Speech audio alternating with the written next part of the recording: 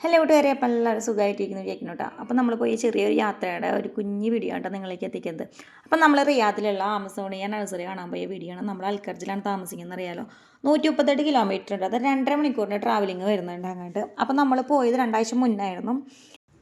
ബ്രേക്ക്ഫാസ്റ്റും കാര്യങ്ങളും നമ്മൾ വീട്ടിൽ നിന്ന് കഴിച്ചിരുന്നെങ്കിലും നമ്മൾ ഉച്ചയായപ്പോൾ നമ്മൾ റിയാദിലെത്തിയത്. അപ്പോൾ നമ്മൾ അവിടെ നിന്ന് ഉച്ചയും കഴിഞ്ഞു. നമ്മൾ നമ്മുടെ ഉച്ചത്തെ ഭക്ഷണം അവിടെ നിന്ന് കഴിക്കാമെന്ന് വിചാരിച്ച് നമ്മളൊരു ഹോട്ടലിൽ കയറിയിട്ടാണ്. അപ്പോൾ വണ്ടി പാർക്കിംഗ് കിട്ടിയത് കുറച്ച് നീങ്ങിയിട്ടായിരുന്നു. നമ്മുടെ പാർക്ക് ചെയ്ത് നമ്മൾ ഭക്ഷണമൊക്കെ കഴിച്ച് പുറത്തിറങ്ങിയ നേരത്താണ്ടോ നല്ല മഴ പെയ്തിരുന്നത്. അപ്പോൾ നമ്മൾ കുറച്ച് നേരം അവിടെ പോസ്റ്റായി കാഴ്ചയും കാര്യങ്ങളായിട്ട് നിങ്ങളുടെ നമ്മളങ്ങോട്ട് പോകുന്ന യാത്രയിൽ നമുക്ക് നല്ലൊരു മഴ കിട്ടി. നമ്മൾ വീട്ടിൽ നിന്ന് ഇറങ്ങുമ്പോൾ തന്നെ മഴയും കാര്യങ്ങളൊക്കെ ഉണ്ടായിരുന്നു. പക്ഷെ നമ്മൾ ട്രിപ്പ് കണ്ട് ക്യാൻസൽ ചെയ്തില്ല കേട്ടോ. അങ്ങനെ തന്നെ പോകാമെന്ന് വിചാരിച്ചു. പിന്നെ ഇവിടുത്തെ മഴയ്ക്കെന്ന് വെച്ചാൽ ഇവിടെ പ്രോപ്പറായിട്ട് വെള്ളം പോകാനുള്ള സംവിധാനം കാര്യങ്ങളൊന്നുമില്ല.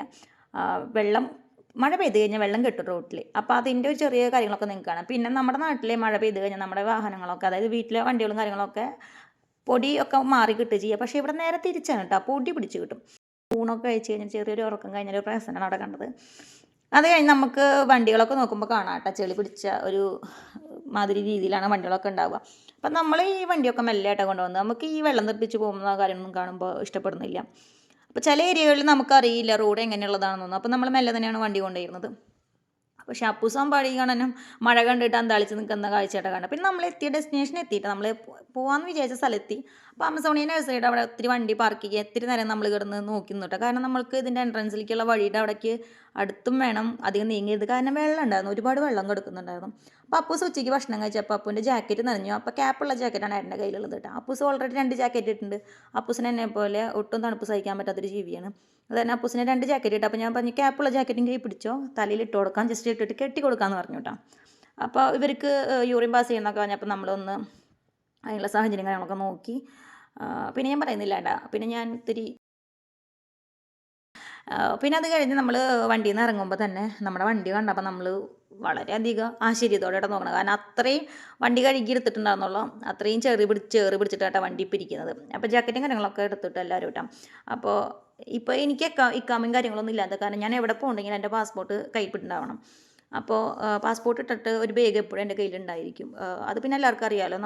നമ്മൾ വിസിറ്റേഴ്സ് ആയ കാരണം വിസിറ്റിംഗ് വിസയിൽ വന്നിട്ടുള്ള എല്ലാവരും പുറത്തിറങ്ങുമ്പോൾ പാസ്പോർട്ട് കൈ പിടിക്കണം. അതായത് എന്തെങ്കിലും ഇഷ്യൂസ് കാര്യങ്ങളുണ്ടാകുമ്പോൾ നമ്മുടെ പാസ്പോർട്ടാണ് വെരിഫൈ ചെയ്യുക അവർ. പുറത്തിറങ്ങുമ്പോൾ നമ്മൾ എപ്പോഴും ശ്രദ്ധിക്കുന്ന ഒരു കാര്യമാണ് കേട്ടോ, ബാഗും നമ്മുടെ പാസ്പോർട്ട് എപ്പോഴും കയ്യിലുണ്ടോയെന്ന്. വിസിറ്റിംഗ് ആയ കാരണം നമ്മൾ എപ്പോഴും കൈ പിടിച്ചിരിക്കുന്നത് അനിവാര്യമാണ് കേട്ടോ.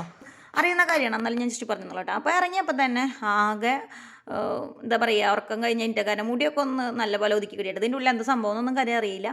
എന്നാലും നഴ്സറി എന്നാൽ ഞാൻ ഇപ്പോൾ ഒരുവിധം ഒന്നാമത് ചെടിയോട് ഭ്രാന്തുള്ള ആൾക്കാരായ കാരണം അത് കാണണം എന്നുള്ളൊരു ഇൻട്രസ്റ്റിംഗ് ഉണ്ട്. അപ്പോൾ ഒരു വണ്ടി വെള്ളം തെറിപ്പിച്ച് പോയി എൻ്റെ പ്രഹസനമായിട്ട് എൻ്റെ മുഖത്ത് കണ്ടത്. വെള്ളം അങ്ങനെ ചീറ്റിച്ച് പോയിട്ട്, അത് വൃത്തിയായിട്ട വെള്ളം എന്ന് പറഞ്ഞാൽ കരി കുറുക്കിയ പോലത്തെ വെള്ളമാണ് കേട്ടോ റോട്ടിലൊക്കെ കിടക്കുന്നത്. അതായത് ഏട്ടൻ പറഞ്ഞു ഇവിടെ എപ്പോഴും ഇങ്ങനെ പൊടിയുള്ള ഒരു ഇതായ കാരണം മഴ പെയ്തപ്പോൾ ആ വെള്ളം ഇങ്ങനെ കുറുകി കിടക്കുന്നുണ്ട്. സത്യമായിരുന്നു. നമ്മൾ തിരിച്ച് നമ്മുടെ വീടിൻ്റെ അവിടേക്ക് എത്തിയപ്പോഴൊക്കെ ഇങ്ങനെ ചേറ് കുറുക്കിയിട്ട പോലെ കേട്ടോ ഒരു സൈഡിൽ മഴ പെയ്ത് വെള്ളം കെട്ടി നിന്ന് അവിടെ ഡ്രൈ ആയപ്പോൾ കണ്ടത്.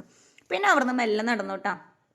അപ്പോൾ തണുക്കുണ്ടോ എന്ന് ചോദിക്കണേ പ്രശസ്തിയില്ല ചോദ്യത്തില്ല. പക്ഷെ അത്ര നല്ല തണുപ്പുണ്ടായിരുന്നു കേട്ടോ നമുക്ക് അവിടെ എത്തിയപ്പോൾ. ഒരു 11 ആണെന്ന് തോന്നുന്നു ആ നേരത്തെ ടെമ്പറേച്ചർ ഉണ്ടായിരുന്നത്. അപ്പോൾ നമ്മളവിടുന്ന് മെല്ലെ മെല്ലെ എല്ലാവരും കൂടിയിട്ട് നടന്നു. വെള്ളം ചാട്ടാണ്ട് ഒരു സൈഡിൽ കൂടെ പോലും നമുക്ക് കിടക്കാൻ പറ്റില്ല കേട്ടോ. അപ്പോൾ നമ്മൾ എത്ര ചാടിയിട്ടും കാര്യമില്ല, നമ്മുടെ ഷൂസ് നനയും. അപ്പോൾ നമ്മൾ വെള്ളത്തോടെ നടന്നു.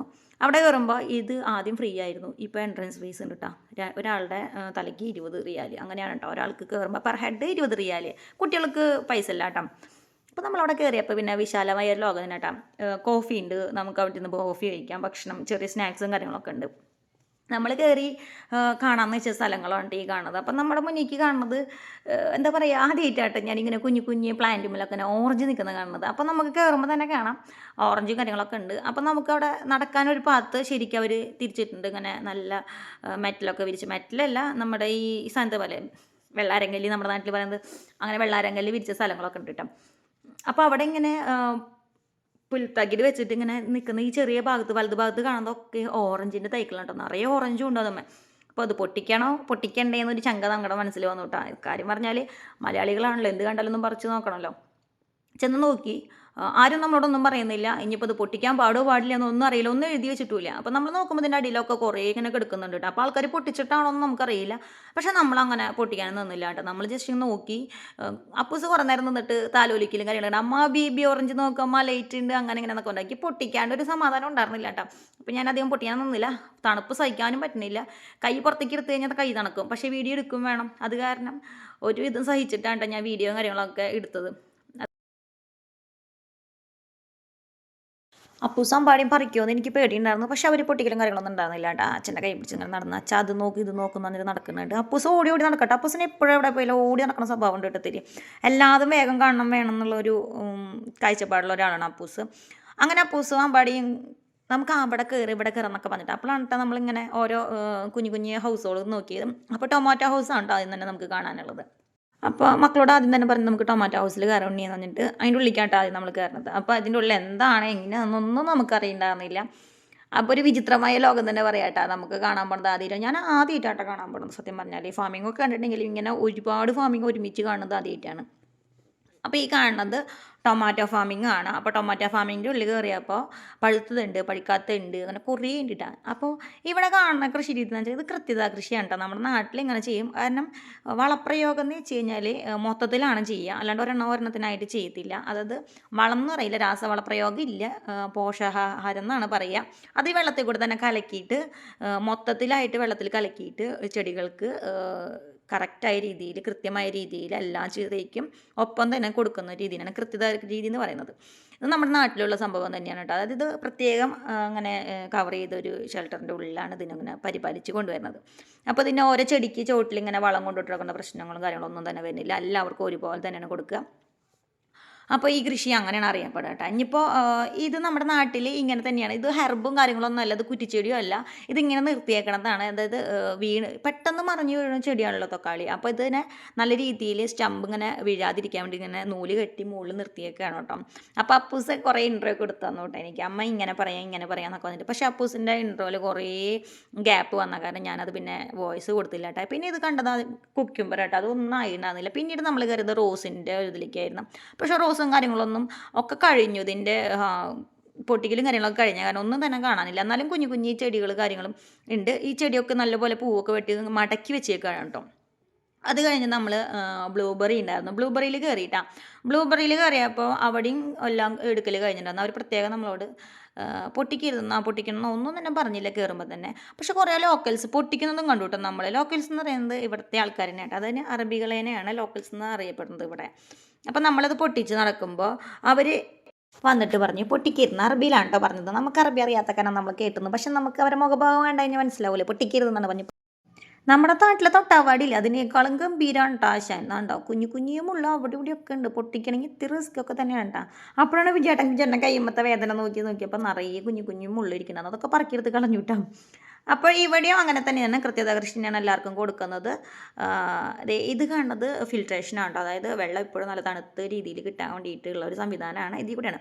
അപ്പോൾ ഇതിൻ്റെ ചാർട്ടും കാര്യങ്ങളൊക്കെ ഉണ്ട്. അവർ കൊടുക്കുന്ന പോഷകാഹാരങ്ങളും ഇതിലത്തെ ഡ്യൂട്ടി ഹാൻഡിൽ ചെയ്യുന്നതൊക്കെ ഡ്യൂട്ടി കാര്യങ്ങളൊക്കെ നോക്കിയിട്ട് വന്നു. പിന്നെ നമ്മൾ പോയത് മക്കളെ സ്ട്രോബെറി തോട്ടം കാണാനാണ് കേട്ടോ.